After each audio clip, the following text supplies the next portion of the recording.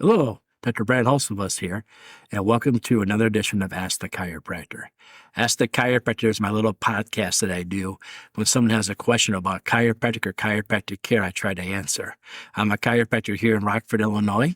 I'm a proud graduate of Palmer College of Chiropractic, and I'm happy to be the team chiropractor of the Rockford Ice Hogs.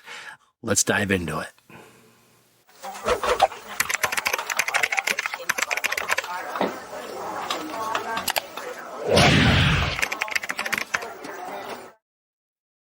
Hello, welcome to episode 11 of 12.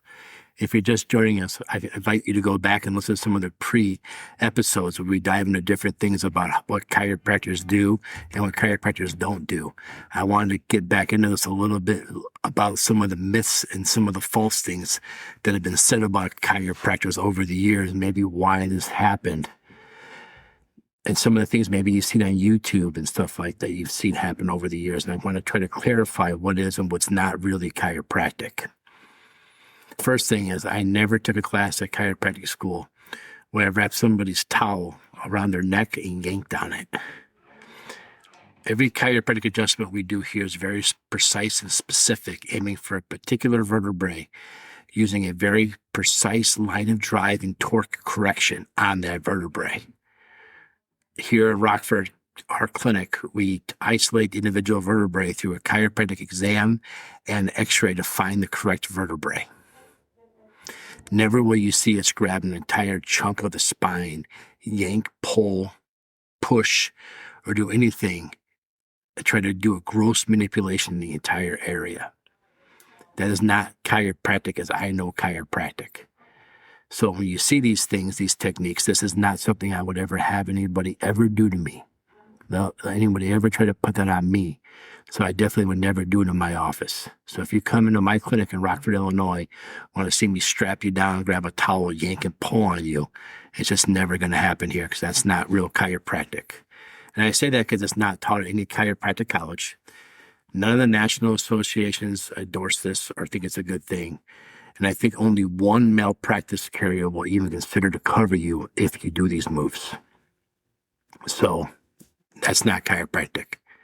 We have a lot of kids that come and see us that job shadow with us, and they watch those videos hoping they're going to see that.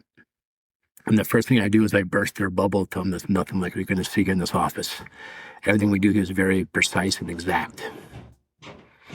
The next is I hear a lot of even foolish medical doctors that had a DO at ISOG even tell me that anybody does anything to the neck, they increase the risk of stroke. And that's just totally made up. You can go into PubMed, type it in, you can see that there's no incidence of that. Probably about 10 years ago, the American Heart American Stroke Association claimed this was a thing too. The PubMed articles, the real scientific articles, went back and totally debunked this and called baloney on what they reported, and what they reported was only a quarter truth. Basically what happens is if you have an artery in your neck that is hemorrhage or leaking blood, the number one symptom of that is severe neck pain. Where do people go when they have severe neck pain? It's not weird for someone to go to a chiropractor when they have severe neck pain. Although this shouldn't be a surprise, but I'm always shocked by it. In chiropractic college, they actually trained us who's not safe to adjust, how to identify things, how to know when someone's having a bigger issue. We're actually taught what a kidney stone is and how your lower back pain might be a kidney stone and not a chiropractic adjustment. I know it's amazing that they would talk about that in 8 years of college. That would even come up. I'm always amazed by that. I even had a patient come in today.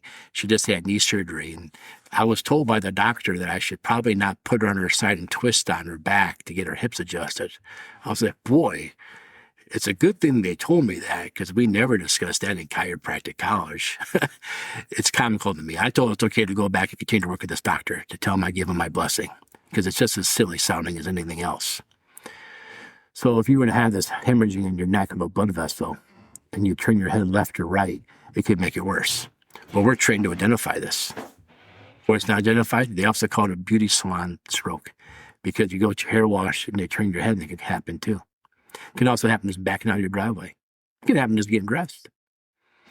But when you go to the medical doctor and they turn your head the same way that a chiropractor might, they discovered it. We caused it.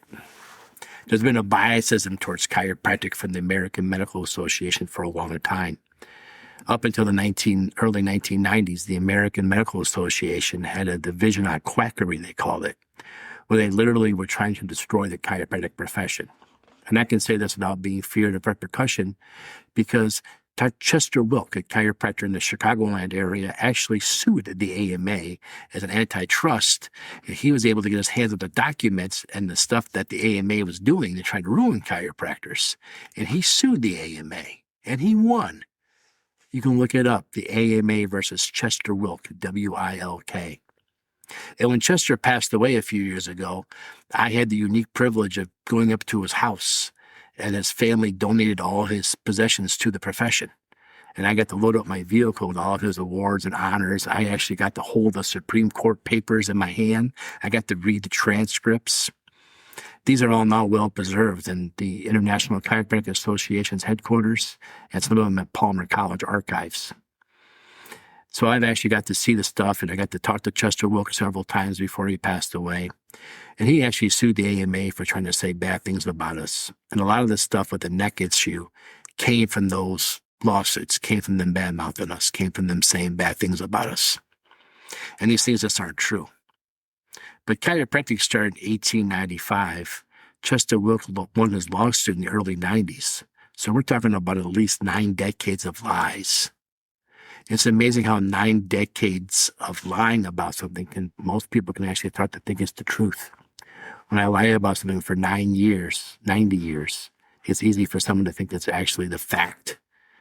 And so every once in a while we come across a medical doctor in Rockford that will still say chiropractors are dangerous, chiropractors hurt people. I learned it at school. I talk a lot about my football coach. He coached me the way he was coached. You coached the way he was coached. You coached the way he was coached. Football coaching hasn't changed much. So a professor teaches the way he was taught, who teaches the way they were taught. And these lies and these misconceptions and these lies about chiropractic continue from the decades of lies. Now today we have social media, we have the internet, we have research papers online where you can go read this stuff for yourself. And you've heard me several times refer to PubMed. PubMed's a really neat place where they store research. In order to get indexed on PubMed, you have to go through some of the highest level of scrutiny to make sure what you're writing is actually true. So if I want to get PubMed indexed, I send my paperwork and I just get published after they've been able to validate there's no errors in my research. It's 2026, and we're just now really starting to get the COVID papers on PubMed because it took that long to validate the research on COVID was accurate in order for it to get listed onto PubMed. So just type in this chiropractic safe PubMed on a Google search. You'll find all kinds of articles about the safeness of chiropractic. I know chiropractic safe for one simple fact. We pay some of the lowest possible malpractice rates of any type of healthcare provider. If we were dangerous, surely our malpractice would be astronomical. There'd be so many lawsuits and things against us. People would be suing us and coming after us left and right that our malpractice rates would be astronomical.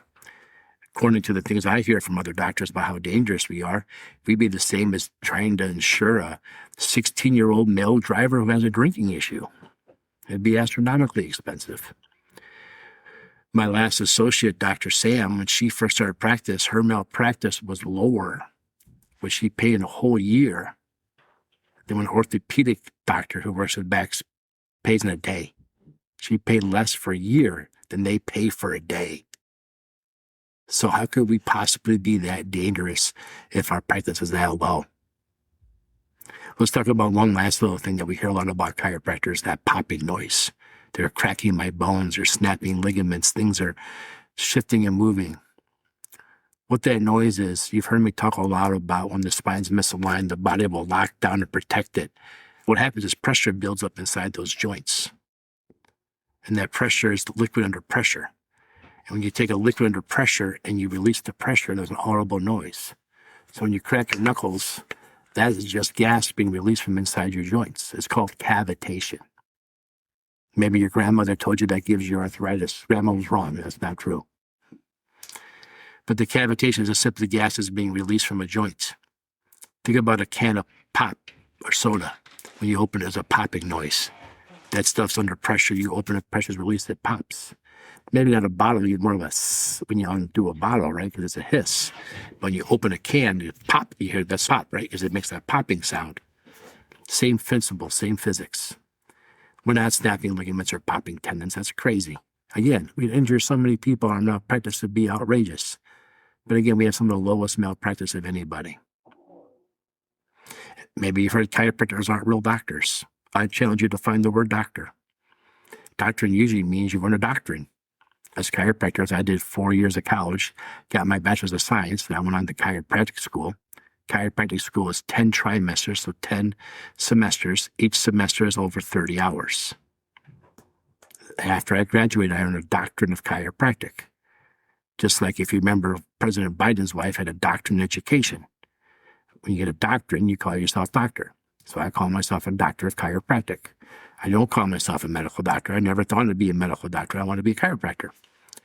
So we're doctors of chiropractic, DC, not a medical doctor, not a DO, doctor of osteopath. We're DCs, doctors of chiropractic, because we want a doctorate. Just like your dentists are a doctor, and you call them doctor also. So those are some of the rules and myths and things about chiropractors. I hope I answered them. If you've had a question or a myth you've heard about chiropractic, you want to know if it's true or not, feel free to leave a comment below. I'll be honest with you. I haven't practiced in practice since 2002. When someone comes to my office and they act like they're scared, they're acting like they're frightful, like we're going to hurt them or do something bad to them, I just tell them to come back a different day when they're ready to start. I don't try to convince anybody. I have a practice, luckily, that's full of patients that already knows it works. I don't really waste my time anymore on people that come with me that stuff. And for the medical doctors I've worked with in the past that have said that chiropractic isn't real, I just shove so much research and data down their throats, I never hear from them again. So when you actually want to break down the science and the research and the data, I'm always happy to have that conversation. If you're watching this, listening to this, and you want to challenge me, don't just write something bad about chiropractic. Show me the data, show me the research, show me where you read that, and may I have a copy. And let's discuss the research and the data you have. Prove me wrong through science, not just through being a little troll on the internet. But if you have a real question about chiropractic or chiropractic care, remember only a chiropractor is authorized to answer that question or educated to answer that question. Leave a comment below. I'll be happy to answer it. If you ever want me to cite my work, go ahead and ask me. I'm happy to do that. I do it all the time. Other than that, have a great day. Thank you for tuning in. And remember, if you have a question about chiropractic or chiropractic care, only a chiropractor can answer. This is episode 11. Come back next week. We're going to do episode 12 where we wrap it all up. Thank you.